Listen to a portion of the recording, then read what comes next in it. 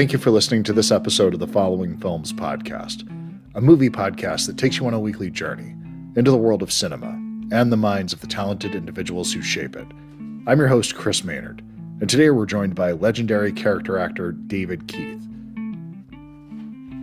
I had David on the show to talk about his latest film, Walden. The film is centered on Walden Dean, a stenographer who has witnessed all types of injustices in the courtroom.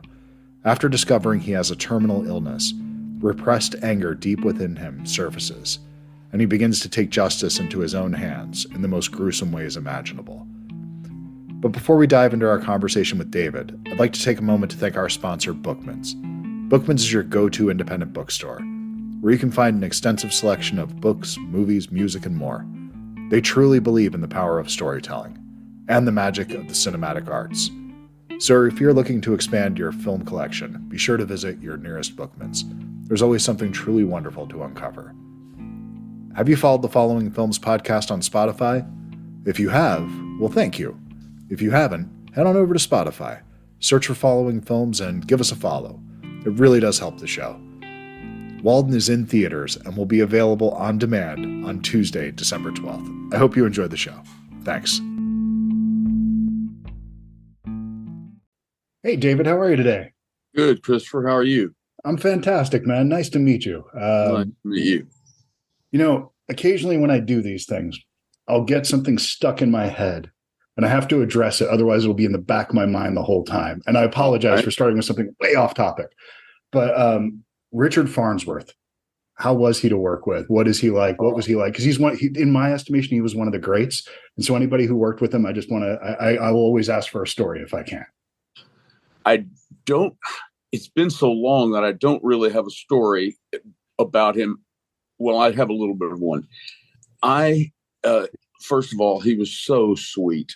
Yeah. He was just so happy to have a job, even though he worked all the time. You know, he was just so grateful for I learned a lot of humbleness from him, although it didn't necessarily stick, some people might say. But he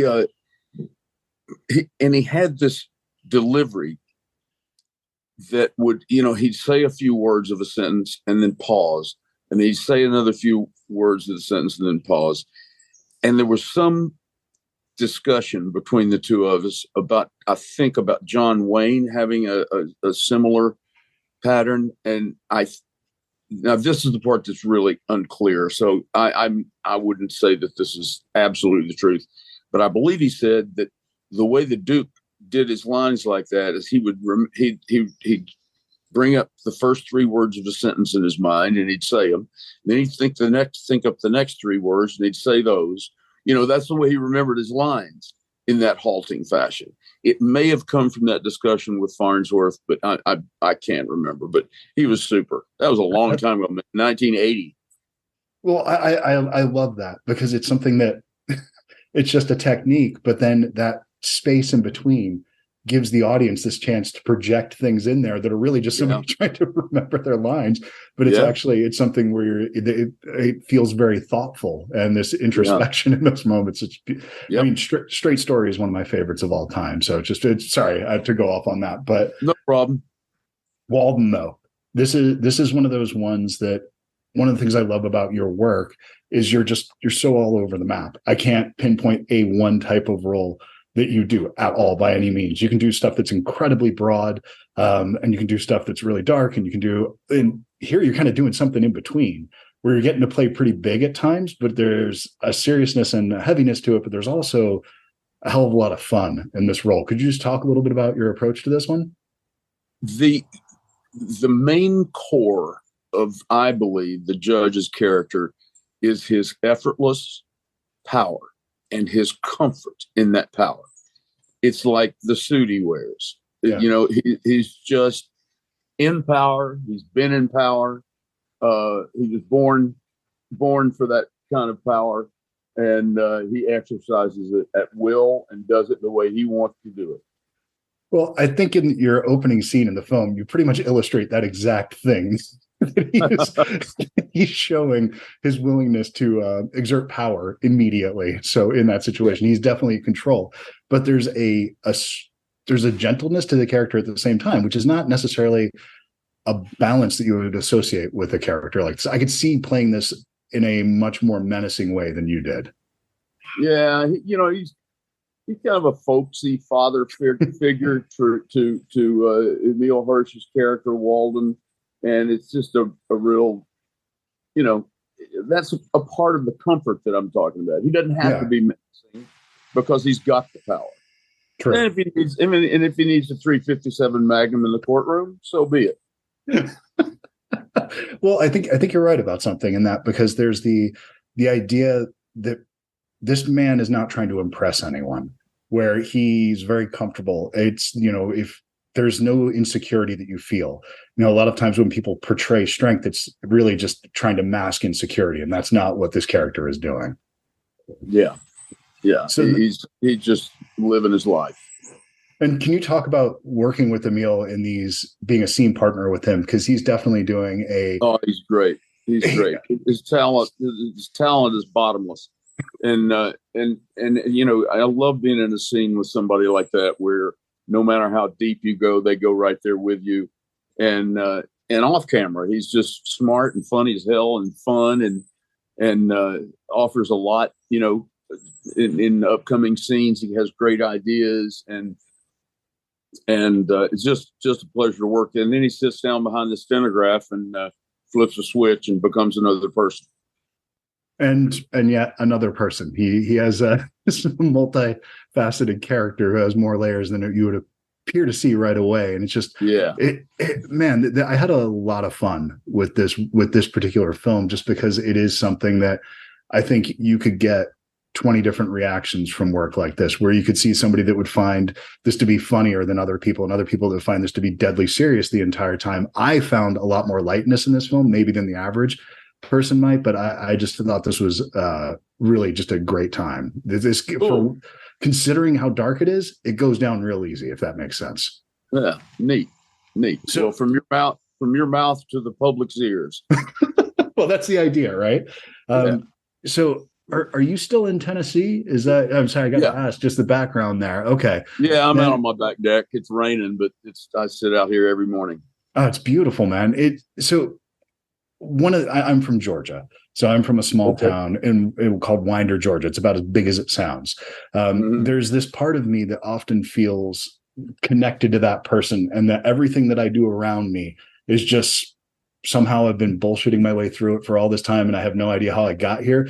Do you still feel connected to that Tennessee kid that's just wondering and looks back at your career and says, how did I get through all this? Very much. And what helped is that I stayed, a Tennessee guy through my whole career. I don't feel like I ever went Hollywood. I enjoyed New York and LA and the scene, but I never kind of lost my accent much, and I flew home to every Tennessee football game, no matter where I was working, as long as it wasn't Europe. And so makes perfect sense. So then, and that's one of the, I think there's authenticity. The one consistent thing I can say and throughout all of your work, because I can't even count the number of things I've seen you, and I don't remember a time of not enjoying you in films, as far back as I can remember being aware of movies. It's like, oh, okay. I before I even knew your name, it'd be, oh, okay, this guy's here. Okay, we got, I know I can count on this, no matter what the film was, what the TV show was. It's, I tend to gravitate towards, at very early age, character actors. And it's just, to me, they're some of the most versatile performers. And you're one of those rare people that I think you look like a leading man, but I think you have a character actor's sort of brain, if that makes sense. Well, thank you. Thank you very much. Yeah, I'm more of a character actor than a leading man, but yeah, Jack Nicholson is probably the most successful, and Gene Hackman are the most successful character leading men. Leading men are either pretty boys or somebody like Jack, who's kind of halfway between both.